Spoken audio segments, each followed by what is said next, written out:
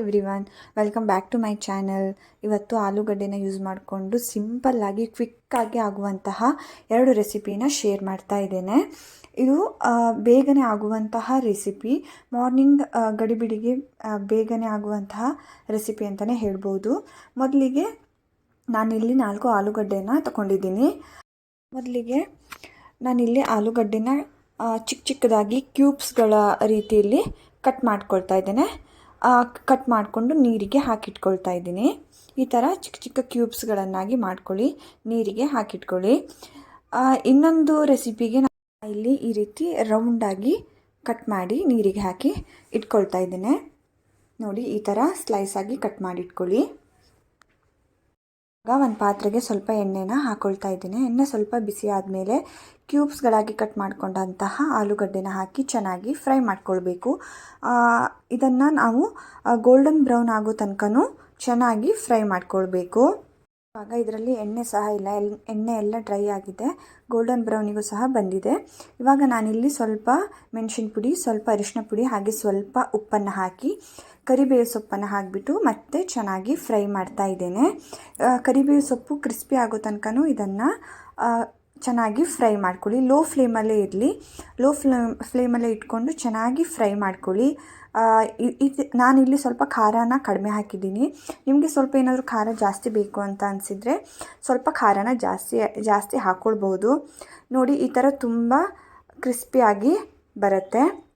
ಮಕ್ಕಳು ಕೂಡ ಇದನ್ನು ಇಷ್ಟಪಟ್ಟು ತಿಂದ್ಕೊಂಡು ಬರ್ತಾರೆ ಲಂಚ್ ಬಾಕ್ಸಿಗೆ ಹಾಕ್ಕೊಟ್ರೆ. ನಾನಿಲ್ಲಿ ಖಾರ ಕಡಿಮೆ ಹಾಕಿದ್ದು ನನ್ನ ಮಗಳಿಗೋಸ್ಕರನೇ. ಅವಳು ತುಂಬ ಖಾರ ಆದರೆ ತಿನ್ನಲ್ಲ, ಸೊ ಅದರಿಂದ ನಾನಿಲ್ಲಿ ಸ್ವಲ್ಪ ಖಾರನ ಕಡಿಮೆ ಹಾಕ್ಕೊಂಡಿದ್ದೀನಿ. ನೋಡಿ, ಈ ಥರ ಆಲೂ ಫ್ರೈ ರೆಡಿಯಾಗಿದೆ. ತುಂಬ ಟೇಸ್ಟಿಯಾಗಿ ತುಂಬಾ ಚೆನ್ನಾಗಿರುತ್ತೆ. ಬನ್ನಿ ಇನ್ನೊಂದು ರೆಸಿಪಿನ ನೋಡೋಣ.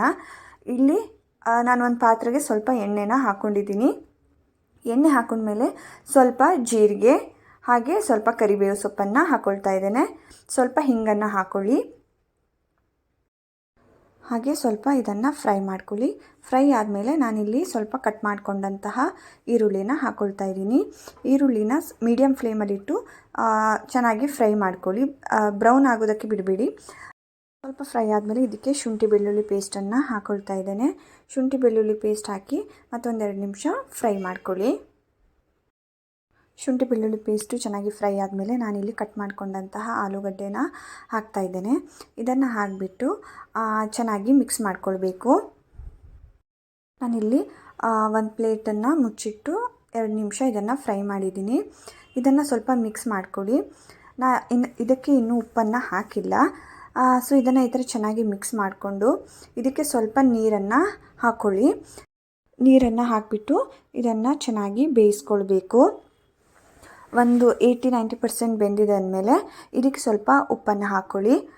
ಉಪ್ಪು ಹಾಕ್ಕೊಂಡು ಸ್ವಲ್ಪ ಅರಿಶಿನ ಪುಡಿ, ಸ್ವಲ್ಪ ಮೆಣಸಿನ ಪುಡಿ, ಹಾಗೆ ಸ್ವಲ್ಪ ಗರಂ ಮಸಾಲ, ಹಾಗೆ ಸ್ವಲ್ಪ ಅಮ್ಚೂರ್ ಪೌಡರ್ನ ಹಾಕ್ಕೊಂಡು ಸ್ವಲ್ಪ ನೀರನ್ನು ಹಾಕಿ ಮತ್ತೆ ಬೇಯಿಸ್ಕೊಳ್ತಾ ಇದ್ದೇನೆ. ಇದು 2 ನಿಮಿಷದಲ್ಲಿ ಚೆನ್ನಾಗಿ ಬೇಯುತ್ತೆ. ಇದು ಇವಾಗ ಚೆನ್ನಾಗಿ ಬೆಂದಿದೆ. ಇದಕ್ಕೆ ಮೇಲ್ಗಡೆಯಿಂದ ಕೊತ್ತಂಬರಿ ಸೊಪ್ಪನ್ನು ಹಾಕಿಬಿಟ್ಟು ಮಿಕ್ಸ್ ಮಾಡಿಕೊಂಡು ಸರ್ವ್ ಮಾಡಿ. ಇವಾಗ ಪೊಟ್ಯಾಟೊ ಫ್ರೈ ರೆಡಿಯಾಗಿದೆ. ತುಂಬ ಈಸಿ ಆದಂಥ ರೆಸಿಪಿ ಇದು. ನೀವು ಖಂಡಿತ 2 ರೆಸಿಪಿನ ಟ್ರೈ ಮಾಡಿ. Thank you for watching. Thank you.